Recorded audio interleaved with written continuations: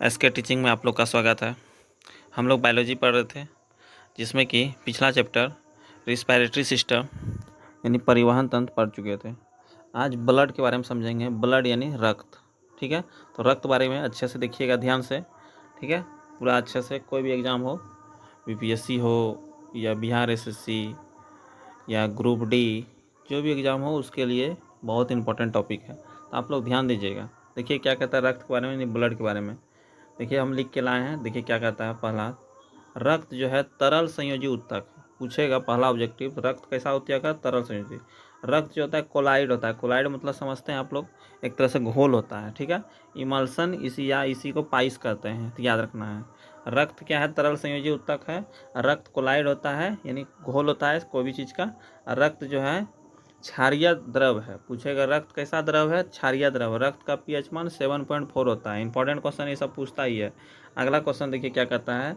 रक्त शरीर के वजन का 7% लगभग होता है, यानी कि हम लोग के शरीर का जितना भी वजन का उसका 7% क्या होता है? रक्त।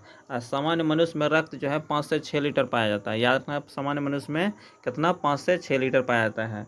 याद रखना है रक्त का निर्माण जो है, पूछेगा कहाँ होता है? तो अस्थि मज्जा में। रक्त का निर्माण अस्थि मज्जा में होता है, यानी बोन मैरो। बोन मैरो याद रखना, निर्माण यानी कि बनना, यानी जो कि हड्डी ना होता है, हड्डी के बीच में जो कि रहता है ना, खोखला जैसा, जैसे कि लेग पीस, जैसे कोई मुर्गा या चिकन जैसे बनाते हैं, उसका लेग पीस जो होता है, उसी का हड्डी के बीच में जो खोखला रहता है उसी को क्या कहते हैं? अस्थि मज्जा। उसी में बोन मैरो यानी उसी में निर्माण होता है रक्त का, ठीक है। अब ध्यान दीजिएगा अगला ऑब्जेक्टिव क्या कहता है। कहता है भ्रूण अवस्था में रक्त का निर्माण, पूछेगा कहाँ होता है? तो लीवर में होता है, ठीक है। या तिल्ली या प्लीहा या स्प्लीन, ये सब एक ही बात है, ठीक है। इसी को स्प्लीन भी कहिए या तिल्ली कहिए या प्लीहा कहिए, ये तीनों एक ही नाम है इसका, ठीक है। जैसे लड़का का नाम बोलते हैं बॉय बोलते हैं, उसी प्रकार से। जैसे आरबीसी की मृत्यु, पूछेगा कहाँ होता है? तो प्लीहा में। कहाँ? स्प्लीन यानी प्लीहा में आरबीसी का मृत्यु होता है।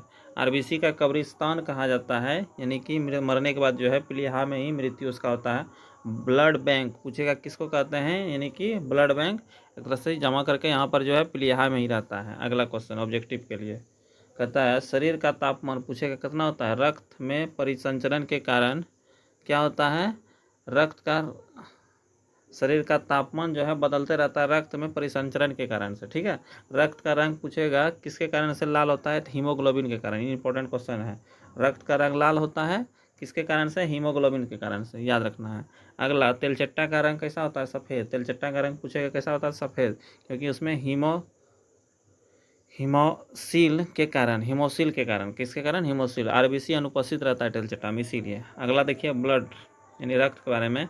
रक्त जो होता है उसमें जो है याद रखना है, ब्लड जो है 2 भागों में बांटा गया है, एक तरल भाग और दूसरा ठोस भाग। रक्त जो है उसको 2 भागों में बांटा गया है, एक तरल भाग और ठोस भाग। और तरल भाग को ही क्या कहते हैं? प्लाज्मा। तरल भाग को क्या कहते हैं? प्लाज्मा। तरल भाग को क्या कहता है? प्लाज्मा, जो कि कितना है? यानी लिक्विड फॉर्म में जो रहता है वो कितना है? 55%। और रुधिराणु, ठोस भाग को क्या कहता है? रुधिराणु। यहाँ पर लिखा हुआ है सब, रुधिराणु कहते हैं, वो कितना होता है? यहाँ पर 55%, ठीक है। अब प्लाज्मा में ही जानते हैं 55% में ही उसी में जल जो है 90% होता है, ठीक है। प्लाज्मा का 90% है, ठीक है, याद रखना है। और अन्य जो है 10% उसी में होता है। कौन सी? ग्लूकोज। उसमें क्या होता है? ग्लूकोज होता है, खनिज लवण होता है, प्रोटीन। अब प्रोटीन भी 3 प्रकार का यहाँ पर, ठीक है। रक्त में जो प्रोटीन होता है वो 3 प्रकार का। कौन? प्रोथ्रोम्बिन, फाइब्रोनोजिन या थ्रोम्बिन होता है। इसको एल्बिनी लिख दिया, यहाँ पर जो है होना चाहिए थ्रोम्बिन। क्या होता है? थ्रोम्बिन, याद रखना है, थ्रोम्बिन होता है। क्या होता है? थ्रोम्बिन, याद रख सकते हैं, ठीक है। इस तरह से याद रखना है। प्रोथ्रोम्बिन, थ्रोम्बिन और फाइब्रोनोजिन होता है प्रोटीन, यानी कि प्रोटीन का जो है रक्त का जो भाग है, रक्त का थक्का जमाने में यही दोनों मदद करता है, याद रखना है। आगे देखिए, अब यहाँ पर ध्यान पड़िए थोड़ा सा। देखिए अभी बताएं आप लोग को, क्या कहता है? रक्त में जो है ठोस भाग जो है उसमें क्या क्या हुआ? यहाँ पर रुधिराणु उसी को कहते हैं। 45% में जो है क्या क्या हुआ? आरबीसी यानी रेड ब्लड कार्पेल्स इसको कहते हैं, ठीक है, लाल रक्त रुधिराणु। और डब्ल्यूबीसी यानी इसका फुल फॉर्म पूछेगा वाइट ब्लड कार्पेल्स, ठीक है, जिसको कि सफ़ेद रक्त कनिका कहते हैं, या रुधिराणु कहिए, एक की बात हुआ। और यहाँ पर प्लेटलेट्स, फिर प्लेटलेट्स भी होता है इसमें, याद रखना है। अब देखिए आगे ये इम्पोर्टेंट है। पूछेगा रक्त का थक्का जो बनता है किसके कारण से? प्लेटलेट्स के कारण से। ठीक है, रक्त को थक्का बनने में मदद कौन करता है? प्लेटलेट्स। और जब तक रक्त थक्का नहीं बनेगा एक तरह से जो है ना तो अच्छा नहीं रहेगा। ठीक है, हम लोग जैसे कि कहीं पर चोट उट लगता है या कहीं पर एक्सीडेंट करते हैं या कुछ भी होता है तो उस स्थिति में क्या होता है, रक्त बहने लगता है या कट जाता है कहीं से, तो वहाँ पर रक्त जो है कुछ समय के बाद देखिएगा बंद हो जाता है बहना। ठीक है, वो क्यों होता है? क्योंकि हम लोग में प्लेटलेट्स जो है, प्लेटलेट्स की संख्या अच्छा होता है यानी ज़्यादा होता है, जिसके कारण से जो है ये बंद नहीं होता, ये बंद हो जाता है, रुक जाता है रक्त का बहाव। ठीक है, यहाँ शरीर के बाहर से। तो यहाँ पर देखिए प्लेटलेट्स देखो, इसको क्या कहते हैं? प्रोथ्रोम्बिन। इसमें कैल्शियम होता है, क्या होता है? कैल्शियम। यहाँ पर उसी को फिर क्या बन जाता है? थ्रोम्बिन। उसी को क्या कहते थे? थ्रोम्बिन। इसी का दूसरा नाम क्या है? फाइब्रिनोजिन या थ्रोम्बिन या फाइब्रिन, इसी का सब नाम है। जालूनुमा संरचना होती है। ये सब इतना इम्पोर्टेंट मेन तो यहाँ पर है अब।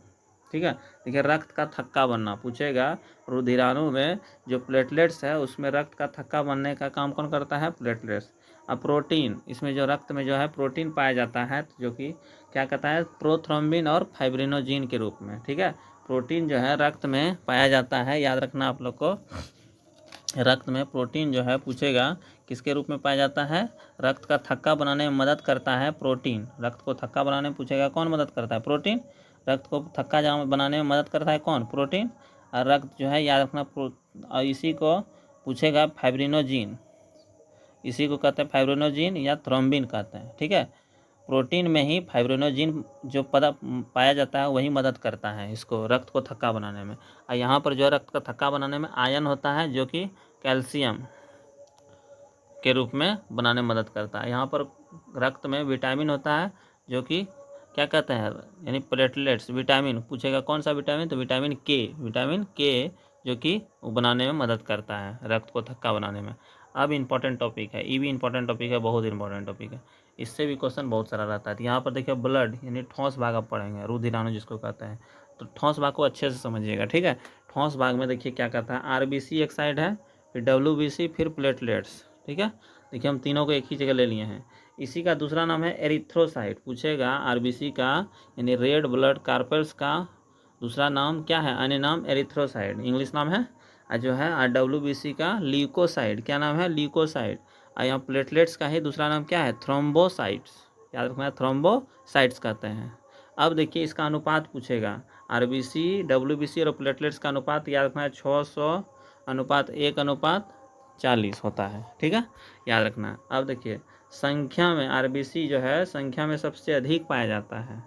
ठीक है, पूछेगा यानी ठोस जो है ब्लड का ठोस भाग में सबसे अधिक कौन सा भाग पाया जाता है? तो आरबीसी। ठीक है, और सबसे इसके बाद संख्या में सबसे कम यानी सबसे कम कौन? डब्ल्यूबीसी होता है, जानते हैं हम लोग। जैसे मनुष्य में ही, हम लोग में ही खून कितना हुआ? 5 से 6 लीटर। तो उसमें भी ज़्यादातर कौन सा? लाल रक्त कणिका है। ठीक है, और डब्ल्यूबीसी जो है वो कम है, तो उसी तरह से वो यहाँ पर कह रहा है। यहाँ प्लेटलेट्स यानी इसकी संख्या कितना होता है? 40। संख्या में बीच में होता है। ठीक है, संख्या में बहुत बीच में होता है। अब यहाँ पर ध्यान देना है, यानी इसी के बीच में, यानी कि संख्या यानी आरबीसी से ज़्यादा और आरबीसी से कम नहीं, इसके बीच में ही होता है। कौन? प्लेटलेट्स। अब देखिए रक्त का आकार जो है पूछेगा, रक्त में जो आकार जो है सबसे छोटा होता है किसका? आरबीसी का आकार कैसा होता है? पूछेगा आरबीसी का आकार कैसा होता है? छोटा। और डब्ल्यूबीसी का आकार सबसे बड़ा होता है। और आरबीसी और डब्ल्यूबीसी आकार जो है डब्ल्यूबीसी और आरबीसी के बीच में होता है। कौन? प्लेटलेट्स का। ठीक है, याद रखना है।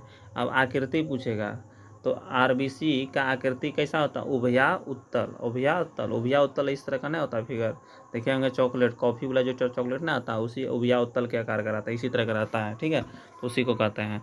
पूछेगा आरबीसी का आकार कैसा होता है? इससे इंपॉर्टेंट ऑब्जेक्टिव पूछा हुआ है तब हम लेके आए हैं, ऐसा नहीं है कुछ नहीं लिख दिए हैं। ठीक है, अच्छे से पढ़िएगा। पूछेगा आकृति जो है उभया उत्तल होता है। इसका आकृति डब्ल्यूबीसी का आकृति कैसा होता है? अनिश्चित। यहाँ पर था आरबीसी, इधर क्या है?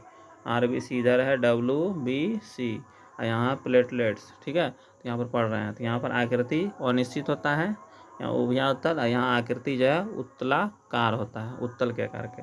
अब देखिए आरबीसी में केंद्रक नहीं पाया जाता है, इंपॉर्टेंट क्वेश्चन है। पूछेगा किस में केंद्रक नहीं पाया जाता है? तो आरबीसी में नहीं पाया जाता है। ठीक है, स्तन में। स्तनधारी में। अपवाद में है 2 गो जिसमें केंद्रक पाया जाता है, याद रखना, ऊँट और लेमा। ऊँट और लेमा, ऊँट और लेमा, ऊँट और लेमा, याद रखना। लामा लिखा गया यहाँ पर, लेमा होगा, यहाँ पर क्या होगा, ले और माँ, लेमा होता है। ठीक है, ऊँट और लेमा में नहीं पाया जाता है, इसमें पाया जाता है, सॉरी पाया जाता है। और केंद्रक पाया जाता है किस में, WBC में केंद्रक पाया जाता है। और केंद्रक अनुपस्थित रहता है, केंद्रक होता ही नहीं है किस में, प्लेटलेट्स में। आज जीवन काल पूछेगा RBC का कितना बोलना है, 120 दिन। कितना दिन, 120 दिन होता है। और यहाँ पर WBC का जीवन काल कितना होता है, 4 दिन। ठीक है, और यहाँ पर प्लेटलेट्स का जीवन काल पूछेगा कितना दिन, 7 से 10 दिन के बीच, 7 से 10 दिन, याद रखना है। पूछेगा RBC का जीवन काल 120 दिन, WBC का जीवन काल 4 दिन, और जीवन काल जो है पूछेगा प्लेटलेट्स का कितना, 7 से 10 दिन। RBC का निर्माण, इंपॉर्टेंट क्वेश्चन है ये सभी। RBC का निर्माण पूछेगा कहाँ होता है, अस्थि मज्जा में। RBC का निर्माण कहाँ होता है, अस्थि मज्जा में। और WBC का निर्माण अस्थि मज्जा, इसका भी निर्माण वहीं होता है। और यहाँ पर जो है प्लेटलेट्स का भी निर्माण कहाँ होता है, यानी निर्माण मतलब क्या हुआ, बनना, यानी तैयार होना जो है अस्थि मज्जा में ही है। तो वही बताए ना, बोन मैरो में, उसी में होता है। और RBC की मृत्यु जो है पूछेगा कहाँ होता है, स्प्लीन यानी प्लीहा में बताएं। और यहाँ पर मृत्यु जो है स्थान इसका अनिश्चित है, यहाँ पर कहीं भी हो सकता है। इसका जो है ना WBC का स्थान अनिश्चित है, कि जहाँ पर हुआ, जहाँ पर मार झगड़ा हुआ, जहाँ पर लड़ा वहीं पर मर गया। ठीक है, और यहाँ पर मृत्यु इसका भी प्लीहा में होता है। RBC का मृत्यु प्लीहा में, और प्लेटलेट्स का भी मृत्यु प्लीहा में। अब देखिए इसमें लाइसोसोम नहीं पाया जाता है, पूछेगा RBC में लाइसोसोम पाया जाता है, नहीं। लाइसोसोम इसमें पाया जाता है, WBC में पाया जाता है, याद रखना है। और लाइसोसोम पाया जाता है किस में, प्लेटलेट्स में भी। ठीक है, इसको याद रखना है। अब देखिए RBC WBC का अनुपात पूछेगा 600:1, 600:1। और वहाँ पर प्लेटलेट्स कहेगा तो 600:1:40 होता है, याद रखना है। अब डेंगू बुखार, जब डेंगू बुखार हो जाता है शरीर में तो प्लेटलेट्स की कमी हो जाता है। क्या होता है, प्लेटलेट्स कमी होने के कारण से ही होता है। प्लेटलेट्स जब कम जाएगा, यानी डेंगू एक बुखार, डेंगू एक मच्छर आता है, वो काट लेगा तो आपको प्लेटलेट्स की संख्या क्या हो जाएगा, कम हो जाएगा, यानी घटने लगेगा। अब बढ़ाने के लिए आपको क्या पीना होगा, बकरी का दूध, गिलोई, या फिर पपीता खाइए, या क्या खाइए, पपीता खाइए, ये भी खा सकते हैं, तो याद रखना है। और यहाँ पर देखिए हड्डी तोड़ बुखार इसी को कहता है, डेंगू बुखार का ही दूसरा नाम क्या है, हड्डी तोड़ बुखार। अब पूछेगा ये कौन मच्छर काटता है, इजिप्ट मच्छर, यानी इसका वाहक पूछेगा तो क्या है, इजिप्ट मच्छर, याद रखना है। यानी डेंगू बुखार का वाहक कौन है, इजिप्ट मच्छर, याद रखना है। जो कि मादा एनोफिलीज काटता है, मादा ही काटती है, मादा ही खून चूसती है ना, मादा ही खून चूसती है।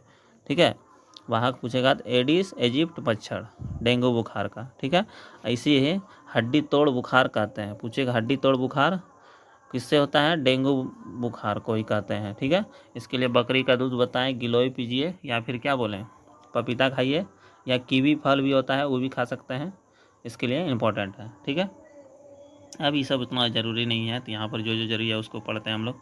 अब देखिए आगे, एड्स का फुल फॉर्म कहेगा acquired immuno deficiency syndrome, acquired immuno deficiency syndrome. AIDS जो है HIV वायरस से होता है, पूछेगा एड्स किसके थ्रू फैलता है, HIV वायरस से होता है, HIV वायरस से होता है एड्स। HIV मतलब ह्यूमन इम्यूनो डिफिशियंसी वायरस। ठीक है, एड्स संक्रमण बीमारी है, पूछेगा एड्स कैसा बीमारी है, संक्रमण मतलब कि एक तरह संक्रमित होता है जो है। अब आगे देखिए एड्स जो है किसके कारण होता है, और सुरक्षित यौन संबंध से, यानी कि यौन संबंध यानी कि निषेचन की क्रिया जो है, जैसे कहीं पर किसी से संबंध बना लेता है कोई भी, तो उसके थ्रू हो सकता है एड्स बीमारी, यौन संबंध से, या हजामत या सैलून में असुरक्षित फैलता है, यानी कि हजामत यानी दाढ़ी उड़ी बना रहे हैं या सैलून गए हैं, आप ब्लेड जो है दूसरे का यूज कर दिया, एगो ब्लेड से 4-5 दाढ़ी बना दिया, तो उस तरह से हो सकता है उसको बीमारी हो वैसा। ठीक है, ये संक्रमित बीमारी है, तो आपको भी आ जाएगा वैसा, कट उठ जाएगा कहीं पर भी तो वैसा बीमारी आ जाएगा, इसलिए याद रखना है। एड्स की जांच के लिए में एलिसा टेस्ट होता है, पूछेगा एड्स की जांच किसके थ्रू होता है, एलिसा टेस्ट के थ्रू। एड्स दिवस पूछेगा कब मनाया जाता है, 1 दिसंबर को, एड्स दिवस 1 दिसंबर को मनाया जाता है। तो अब हम लोग यहाँ पर पढ़ लिए हैं एड्स यानी ब्लड के बारे में पढ़ लिए हैं, इतना सही क्वेश्चन रहता है, आप लोग ब्लड को अच्छे से एक तरह से देख लीजिएगा। अब थोड़ा ग्रुप भी होता है, जैसे कि ब्लड ग्रुप जो है आप लोग जानते हैं, A होता है, B होता है, AB होता है, O होता है। तो इस तरह से ज़्यादातर आदमी का क्या होता है, AB ही होता है, B होता है शायद, अधिकतर आदमी का ब्लड ग्रुप कैसा होता है, B ही होता है। तो उस सब बारे में उतना नहीं पूछता है क्वेश्चन, तो इसीलिए नहीं लिए उसको। तो टीचर वाला में, तो इसीलिए जो है आप लोग इसको ध्यान से देख लीजिएगा। ठीक है, आज इतना ही रहने देते हैं, मिलते हैं नेक्स्ट वीडियो में। जय हिंद, जय भारत।